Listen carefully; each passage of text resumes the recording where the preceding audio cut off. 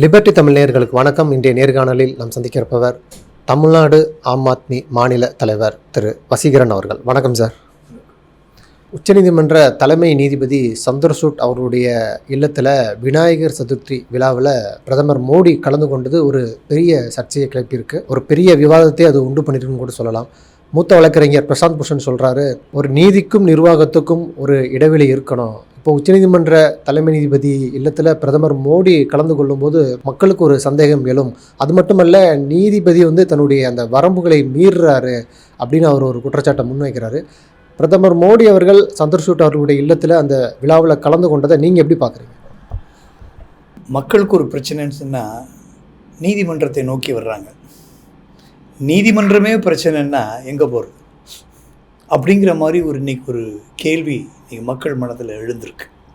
மோடியினுடைய ஒரு அதிகார திமிர், அவர் ஒரு அதிகார வரம்பை அவரும் மீறி இருக்கிறார். ஏன்னா அவர் என்ன சொல்ல வர்றாருன்னா, நான் எனக்கு எல்லாம் யாரும் ஒன்றும் பெருசு, என்னை விட பெரிய ஆள் யாரும் கிடையாது அப்படிங்கிறத அவருடைய அந்த நிகழ்வு காட்டுது. நீதிமன்றம் அரசாங்கத்துக்கு நீதிமன்றம் தூரமாக இருக்கணும். அதை தான் திரு பிரசாந்த் பூஷன் அவர்கள் சொல்கிறாங்க. ஏன்னா அவர் ஒரு மூத்த வழக்கறிஞர், அவருடைய தந்தையும் மிகப்பெரிய மூத்த வழக்கறிஞர், இந்தியாவினுடைய சட்டத்துறை அமைச்சராகலாம் இருந்தவர். அப்போ அவர் சொல்கிறாருங்கிறப்ப அது அர்த்தம் இருக்கணும் இல்லையா? அது இவங்க அந்த நீதிமன்றம் இவ்வளோ நாள் சந்திரசூட் அப்படின்னு சொன்னாலே இந்தியா மக்கள் எல்லாம் ஒரு மகிழ்ச்சி வெள்ளத்தில் இருந்தாங்க. ஏன்னா ஒரு அடாவடியான ஒரு அரசு, ஒரு மோசமான அரசு, ஒரு சர்வாதிகார அரசு, ஒரு பாசிச அரசு இந்தியாவில் நடக்கிற இந்த கால சூழ்நிலையில் ஒரு சந்திரசூட் அப்படின்னு ஒரு மாபெரும் ஒரு சிறப்புமிக்க ஒரு தலைமை நீதிபதி இருக்கிறாரு, எதையும் தட்டி கேட்குறாரு, அவர்கிட்ட போனால் நியாயம்தான் கிடைக்கும் அப்படின்னு நம்பிக்கிட்டு இருக்க இந்த நேரத்தில் அவரும் அந்த ஒரு நடத்தை விதிகள்னு இருக்குது. நீதிமன்றம்னா நீதிபதி எப்படி இருக்கணும் அப்படிங்கிற ஒரு நடத்தை விதிகள் இருக்குது. அதாவது ஒரு பிரச்சனைனா அரசாங்கத்துக்கு மக்கள் ரோட்டில் போராட்டம் பண்ணுறாங்க, ஆர்ப்பாட்டங்கள் பண்ணுறாங்க, முழங்குறாங்க, அது போராடி ஜெயிலுக்கு போகிறாங்க, அந்த கோரிக்கைகளை வைக்கிறாங்க. அது வைக்க முடியாத இடங்களுக்கு அடுத்தது எங்கே போவாங்கன்னா பத்திரிகை துறையில் போய் பத்திரிகையில் பேட்டி அடிப்பாங்க, சொல்லுவாங்க. அடுத்து முடியலன்னு சொன்னால் நீதிமன்றத்தை நோக்கி தான் போவாங்க. அப்போ நீதிமன்றங்கிறது இந்த அரசாங்கத்துக்கு அவங்க செய்கிற குறைகளை தட்டி கேட்டு அவங்களுக்கு எதிராக அவங்க என்னென்ன வருதோ வழக்குகள் வருதோ அதுக்காக அவங்க மக்களுக்காக வாதிட்டு அரசாங்கத்திலிருந்து நன்மைகளை பெற்றுத்தரக்கூடியவங்க. அவங்க ஒரு நியாயம், அதுக்கு தான் நியாய தராசு இருக்குது. நியாயமாக இருக்கணும், மக்களுக்கும் நியாயமாக இருக்கணும், அரசாங்கத்துக்கும் நியாயமாக இருக்கணுங்கிறது தான் அவர் ஒரு நீதிபதி, நீதியை வழங்கக்கூடியவர். சட்டத்தின் அடிப்படையில் அரசாங்கம்னா சட்டமன்றத்திலும் பாராளுமன்றத்திலும் சட்டத்தை உருவாக்கி தரலாம். ஆனால் அந்த சட்டத்தின்படி நடக்கிறார்களா அப்படிங்கிறத சட்ட வரம்புக்குள்ளே தான் இருக்கணுங்கிறது சொல்கிறது தான் நீதிமன்றம். நீதிபதி வீட்டில் அவர் ஏன்னா அந்த காலத்தில் பேரறிஞர் அண்ணா ஒரு சட்டம் கொண்டு வந்தார். அரசு அலுவலகங்களில் எந்த மதத்தினுடைய அடையாளங்களும் இருக்கக்கூடாது. ஏன்னா இந்தியா ஒரு மதச்சார்பற்ற ஒரு நாடு. இந்த மதச்சார்பற்ற நாட்டில் யாருக்கும் முக்கியத்துவம் கிடையாது. அனைத்து மக்களும் தேசத்தால் இந்தியர்கள், இனத்தாலும் மொழியாலும் அவர்கள் மொழிகளை சார்ந்தவர்கள், வணங்குபவர்கள் அவரவர்கள். இந்துக்கள் அவங்க தேவையான கடவுள்களை வணங்கலாம், அவங்க முஸ்லீம்கள் வணங்கலாம், அவங்கவுங்களும் அவங்கவுங்களுக்கு கிறிஸ்துவர்கள் வணங்கலாங்கிறத அதுதான் இந்த சட்டத்தினுடைய அடிப்படை. இப்போ அதையே நீதிபதி மீறுறாரோ அப்படிங்கிற மாதிரி ஒரு நிகழ்வு. ஏன்னா இவர் ஒரு பிரதமரை கூப்பிட்டு இந்த மாதிரி எல்லா மற்றதெல்லாம் அவர் செய்யலையே. இப்போ அதுவும் பிரதமரை கூப்பிட்டு பிரதமருக்கு எதிரான வழக்குகள் நிறையா இருக்குது. இல்லை, இந்த அளவுக்கு ஒரு இஷ்யூவாக பார்க்கணுமா? ஏன்னா இப்போ சிவசேனாவுடைய சஞ்சய் ராவத் அந்த தலைவர் சொல்கிறாரு, அதாவது மகாராஷ்டிராவில் சட்டத்துக்கு விரோதமான ஒரு ஆட்சி நடக்குது, எதிர்த்தரப்பில் பிரதமர் மோடி இருக்கிறாரு. இப்போ சந்திரசூட் இதில் கலந்துக்கொள்ளும் போது எங்களுக்கு சந்திரசூட் மேலே நம்பிக்கை இல்லாமல் இருக்குது, அவர் இந்த வழக்குலேருந்து விலகணும்னு சொல்கிறாங்க. இது ஒரு அரசியல் நிகழ்வாக இல்லாமல் ஒரு விநாயகர் சதுர்த்தி விழாவாக இதை நீங்கள் பார்க்க முடியாதான்னு பாஜக தரப்பில் அந்த கேள்வி வருது. இது மதச்சார்பற்ற நாடுன்னு தெரியுமில்ல. நீதிபதிங்கிறவர் இவர் எப்படி ஒரு பிரதமராக வர்றவர், ஓட்டு போட்டவங்களுக்கும் அவர் தான் பிரதமர், போடாதவர்களுக்கும் அவர் தான் பிரதமர். எந்த மதத்தை சார்ந்தவர்களுக்கும் எல்லா மதத்தை சார்ந்தவங்களுக்கும் ஒட்டுமொத்தமானவர் தான் பிரதமர். அவர்களுக்குன்ற ஒரு தனி நம்பிக்கை இருக்கும், அதை அவங்க ஃபாலோ பண்ண தனிப்பட்ட முறையில் வச்சுக்கணும். அவர் வீட்டில் தானே கொண்டாடுறாரு, அவர் கொண்டாடிட்டு போகலாம். யார் நீதிபதியை நம்ம யாரும் அவர் எந்த கணபதியை வணங்குறதோ இல்லை ராமரை வணங்குறதையோ இல்லை வேறு அனுமரை வணங்குறதையோ அது அவருடைய சொந்த விருப்பம். அதுக்கு ஒரு நாட்டினுடைய பிரதமரை அழைத்து அது தன்னுடைய இல்லத்திற்கு அழைத்து செய்யணுங்கிற அவசியம் ஒன்றும் இல்லையே. எவ்வளவோ இருக்குது, எவ்வளவோ நிகழ்வுகள் இருக்குது பிரதமர்கிட்ட. அதான் சொல்கிறேன், அரசியல் முக்கிய நிகழ்வு. ஏன்னா பதவி பிரமாணம் ஜனாதிபதிக்கே பண்ணி வைக்கக்கூடிய தகுதி படைத்தவர் உச்சநீதிமன்றத்தினுடைய தலைமை நீதிபதி. அவர் போய் ஒரு பிரதமரை கூப்பிட்டு பண்ணணுங்கிறது இது ஏதோ, ஏன்னா நம்ம நிறைய வரலாறு பார்த்துட்டோம். நிறைய நீதிபதிகள் ரிட்டையர் ஆனதுக்கப்புறம் எந்த நிலைமைக்கான கவர்னர்களாக இருக்கிறாங்க. நிறைய நீதிபதிகள் ராஜ்யசபா உறுப்பினராக அந்த மாறி இருக்கிறாங்க, வழங்கப்பட்டிருக்குது. அப்படிங்கிறப்போ ஏதோ சாதகத்தை எதிர்பார்க்குறாரா சந்திரசூட்? ஏற்கனவே நடந்திருப்பது போல ஏற்கனவே பல நீதிபதிகளுக்கு வழங்கிய ரிட்டையர்மெண்ட்டுக்கு அப்புறம் கிடைத்திருக்கிற நன்மைகள் போல திரு சந்திரசூட் அவர்களும் எதிர்பார்க்கிறாரா என முன்னுதாரணங்கள் இருக்குது. நீதிமன்றமே பல முன்னுதாரண வழக்குகளை வைத்து தான் தீர்ப்பு வழங்குது. அப்படிங்கிறப்ப நீதிபதிகளும் இது மாதிரி முன்னுதாரணமாக பல சூழல்களில் தன்னுடைய ஓய்வு காலத்தில் அவங்களுக்கு தேடி போயிருக்கிறாங்க, அது தேடியும் வழங்கியிருக்கிறார். அப்படின்னு சொன்னால் இவர்களுக்கு ஏதோ பிரதமர் சாதகத்தை எதிர்பார்க்கிறாரா, இல்லை திரு சந்திரசூட் அவர்கள் பிரதமரிடம் ஏதோ சாதகத்தை எதிர்பார்க்கிறாரா அப்படிங்கிறது. அப்போது நம்ம சிவசேனா வழக்கு போட்டிருக்கு. அங்கே சட்டத்துக்கு எதிரான ஆட்சி தான் அங்கே நடக்குது. ஏன்னா என்ன விலைக்கு வாங்கப்பட்டவர்கள் தானே அங்கே ஒரு ஆட்சி நடக்குது. அந்த ஆட்சிக்கு எதிரான ஒரு வழக்கு போட்டிருக்கிறாங்க. இந்த வழக்கை விசாரிப்பவர் இந்த நீதிபதி. வழக்கு யார் மேலே இருக்கு? மோடி மேலே, திரு மோடி மேலே தான் இந்த வழக்கு இருக்குது. அப்படின்னு சொன்னால் அவர் உங்களை பார்த்து விட்டு போகிறாருன்னு சொன்னால் நீங்கள் அவருக்கு வீடு தேடி வர்றாங்கன்னா ஒரு இணக்கம் இருக்க தானே செய்யும். அப்போ ஒன்று இவர் அழைச்சிருக்கணும், இல்லை அவராக வந்திருக்கணும். எது ஒன்று ஏதோ ஒன்று அவங்களுக்குள்ள ஏதோ ஒரு பரஸ்பரம் ஏதோ இருந்த காரணத்தாலும் தான் அந்த நிகழ்வு நடந்திருக்கு. அதனால் ஒரு அந்த வழக்கில் உண்மையிலே அவர் ஆஜராகிறது சரியில்லை தானே, அது அவங்க கேட்குற நியாயமானது தானே. அந்த வழக்கிலிருந்து நியாயமாக பார்த்தால் மரியாதைக்குரிய சந்திரசூட் அவர்கள் விலகிக் கொள்வது தான் சிறப்பு. தொடர்ச்சியாக நிர்மலா சீதாராமன் அவர்கள் தமிழ்நாடு வரும்பொழுதெல்லாம் அந்த ஒரு சிக்கலை சந்திக்கிறாங்க. பத்திரிகையாளராகட்டும், இல்லைனா ஏதாவது ஒரு கூட்டம் நடக்கும், கூட்டத்திலிருந்து யாராவது ஒருத்தர் கேள்வி எழுப்புகிற நிகழ்வும் அது தொடர்ந்து அது வைரலாகுவதும் தொடர்கதையாகவே இருக்குது. இதே மாதிரி தான் நேற்று கோவையில் ஒரு கூட்டத்தில் கலந்துருக்கிறாங்க. அங்கே இருக்கிறவர் ஒரு இனிப்புக்கு ஒரு மாதிரி ஜிஎஸ்டி, காரத்துக்கு ஒரு மாதிரி ஜிஎஸ்டி போடுறீங்க, பன்னுக்கு ஜிஎஸ்டி இல்லை, பன்னில் இருக்க க்ரீமுக்கு ஜிஎஸ்டி போடுறீங்க, ஒரே குழப்பமாக இருக்குது, சிஸ்டமே கன்ஃபியூஸ் ஆகிடுது, வாடிக்கையாளர்களும் கன்ஃபியூஸ் ஆகிறாங்க, போட்டால் ஒரே மாதிரி போடுங்க அப்படின்னு சொல்லி அவர் ஒரு கேள்வி எழுப்புறாரு. அதற்கு பதில் கொடுக்க முடியாமல் நிர்மலா சீதாராமன் அவர்கள் குழம்புறதை நம்ம பார்க்குறோம். இது போன்ற விஷயங்களை நீங்கள் எப்படி பார்க்குறீங்க? அவங்க தொடர்ந்து இது போன்ற ஒரு குழப்பத்தை செய்து கொண்டு தான் இருக்கிறாரு. ஜிஎஸ்டிங்கிறது இன்னும் யாராலையும் புரிஞ்சிக்க முடியாத ஒன்றா இருக்குது. அது இடியப்ப சிக்கலில் தான் இருக்குது. என்ன நான் நினைக்கிறேன், சராசரியாக எந்த பொருள் வாங்கினாலும் ஒரு 40% அரசாங்கத்துக்கே போகுதுன்னு நினைக்கிறேன் ஜிஎஸ்டி மூலமாக. ஏன்னு கேட்டால் அந்த வாங்குகிற இடத்துல பொருள் வாங்குகிற இடத்துலையும் போடுறாங்க, அடுத்த லெவல்லையும் போடுறாங்க, அடுத்த லெவல் போகலும் போடுறாங்க. கன்சியூமர்கிட்ட போகிற வரைக்கும் பர்சன்டேஜ் போய்கிட்டே இருக்குது, மாறி மாறி போய்கிட்டு இருக்குது. என்ன அதே மாதிரி 5% எலக்ட்ரிக் வெஹிக்கிளுக்கு 5% கொடுக்கணுங்கிறாங்க. அந்த எலக்ட்ரிக்கை ப்ரொடியூஸ் பண்ணி கொடுக்குற பேட்டரிக்கு 18% போடுறாங்க. அப்போ ஒவ்வொரு பொருளுக்கும் ஒன்று இருந்தால் இது என்னது இது? ஆக ஒரு அறிவில்லாத ஒரு அரசாங்கம். நான் சொல்லலை, சுப்பிரமணிய சாமி இதை தெளிவாக சொல்லிகிட்டு இருக்கிறார். இந்த அம்மாவுக்கு மூளையே கிடையாது, இந்த அம்மாவுக்கு ஃபினான்ஸை பற்றி அடிப்படை அறிவே கிடையாது. நான் சொல்லலை, அவர் கூட சொன்ன பரவாயில்ல, அந்த அம்மாவோட வீட்டுக்காரரே சொல்கிறார். இது முட்டாள்தனமான ஒரு ஆட்சி இந்தியாவில் நடக்குது. மோடிக்கும் மூளை கிடையாது, ஃபினான்ஸ் மினிஸ்டர் அவங்களுக்கும் அடிப்படை அறிவே கிடையாது. இதாவது இந்த ஃபினான்ஸை பற்றி எந்த நாலேஜும் இல்லாதவங்க தான் இன்றைக்கி. மோடிக்கு எந்த விதமான நிர்வாகத்திறன் இல்லாதவர் மோடி. அவர் படம் காட்ட தான் தெரியும் அவருக்கு. அப்படிப்பட்டவர் தான் நமக்கு பிரதமராக நமக்கு வாய்த்திருக்கிறார். இது என்னமோ தெரியல, கால சூழ்நிலை அது திருப்பி அது இன்னும் நிறைய இப்போ இந்த தடவை நிறைய எக்ஸ்போஸ் ஆகிட்டாங்க. இன்னும் போக போக அவர்கள் இன்னும் இது போல், ஏன்னா இப்போ வடநாட்டில் போய் இந்த அம்மா பேசுது, நிறைய இடத்துல போய் இதே ஜிஎஸ்டி கூட்டம் போடுது. ஆனால் அங்கே யாரும் இந்த மாதிரி கேள்வியெல்லாம் கேட்குறது இல்லை. இங்கே தொடர்ந்து நடக்குது. இது ஏற்கனவேவும் சென்ற முறை வந்திருந்தப்பவும் இந்த ஜிஎஸ்டியில் என்னங்க, தயிருக்கு ஒரு மாதிரி போடுறீங்க, பாலுக்கு ஒரு மாதிரி போடுறீங்க, மாவுக்கு ஒரு மாதிரி போடுறீங்க, தோசைக்கு ஒரு மாதிரி போடுறீங்க. ஜிஎஸ்டி எல்லாத்தையும் கூட்டி மொத்தமாக கூட்டி பார்த்தீங்கன்னா கடைசியில் வந்து என்ன ஆகுது, 40% போகுது.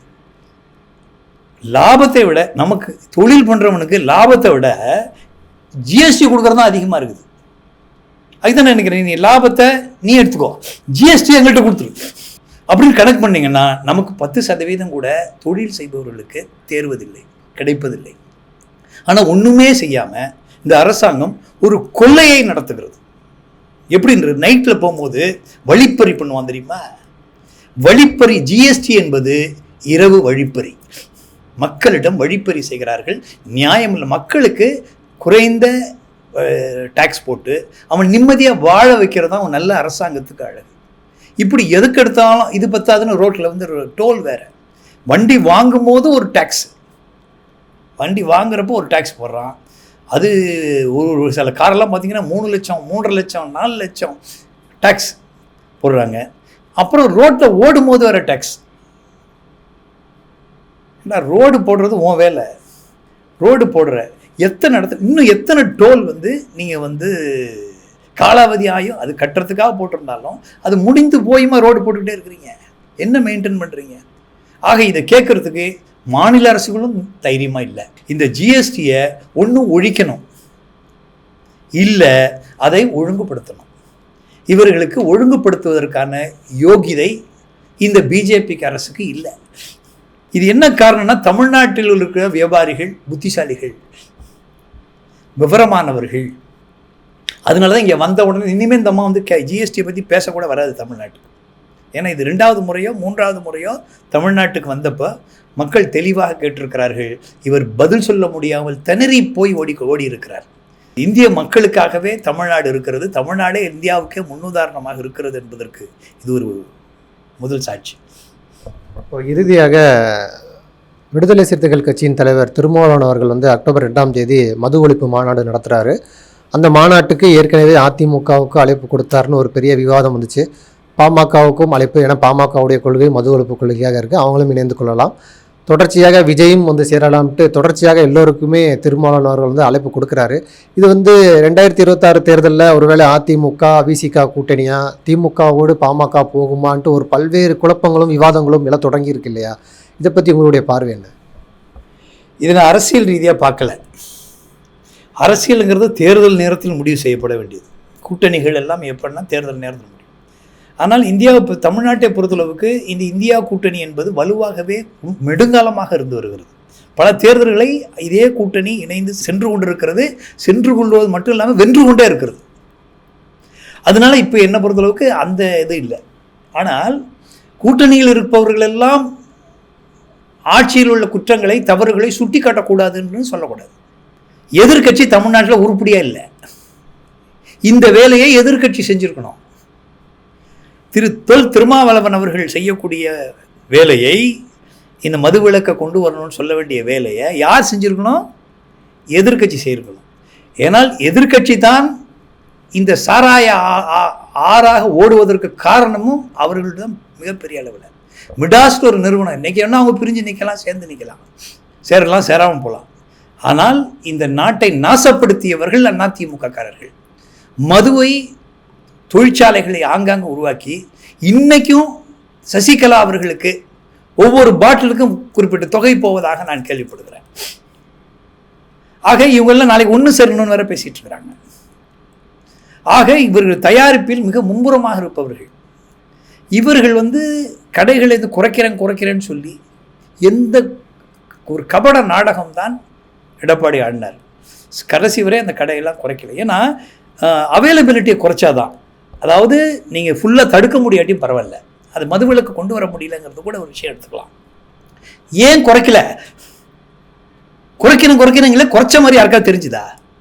கடை முன்னம்பிங்க. ஆனால் அதனுடைய ஏன்னா அவைலபிலிட்டி கம்மியாக இருந்ததுன்னா கன்சூமிங் கம்மியாயிரும். ஈஸியாக கிடைக்கிறதுனால தான் சின்ன பையன் கூட வாங்கி கொடுக்குறான், லேடிஸ் வாங்கி கொடுக்குறாங்க. ஈஸியாக கிடைக்கிது, போனவொன்னே வாங்க முடியும். அப்போ இதெல்லாம் ஒன் பை ஒன்னாக ரெஸ்ட்ரிக்ட் பண்ணியிருக்கலாம். எல்லோரும் வாங்க முடியாமல், குழந்தைங்க சின்ன பிள்ளைங்க வாங்க முடியாமல், பெண்கள் வாங்க முடியாமல், ஒரு எல்லாமே ரெஸ்ட்ரிக்ஷன் நிறைய கொண்டு வந்திருக்கலாம். இதெல்லாம் எதுவுமே செய்யாமல் எவ்வளோ டார்கெட் வச்சாங்க. தீபாவளிக்கு இவ்வளோ டார்கெட்டு, ஒவ்வொன்றுக்கும் இத்தனை கோடி டார்கெட் வச்சு விற்ற அரசு இது. இவங்களுக்கு என்ன யோகிதை இருக்குது மதுவிலக்கை பற்றி பேசுறதுக்கு? அப்போ இவர்கள் வர்றாங்கன்னு சொன்னால் மக்களை ஏமாற்ற தான் வர்றாங்க. அதே மாதிரி தமிழ்நாடு அரசும் ஆட்சிக்கு வர்றதுக்கு முன்னாடி மதுவிலக்கு பேசினாங்க. வந்ததுக்கப்புறம் பேசினாங்களா? இன்னைக்கு வரைக்கும் சகோதரி கனிமொழி பேசினாங்க, எல்லாருமே பேசினாங்க. ஏன் பேசுறீங்க அப்படி? ஓட்டு கேட்டு வந்து வர்ற வரைக்கும் பேசுறதா? ஆக இன்னைக்கு என்ன செய்யணும்னா, நம்ம திமுகவுக்கு எதிரான அணியில் நாங்கள் இல்லை, ஆனாலும் ஒரு நல்ல எதிர்கட்சியாக இருக்கணும்.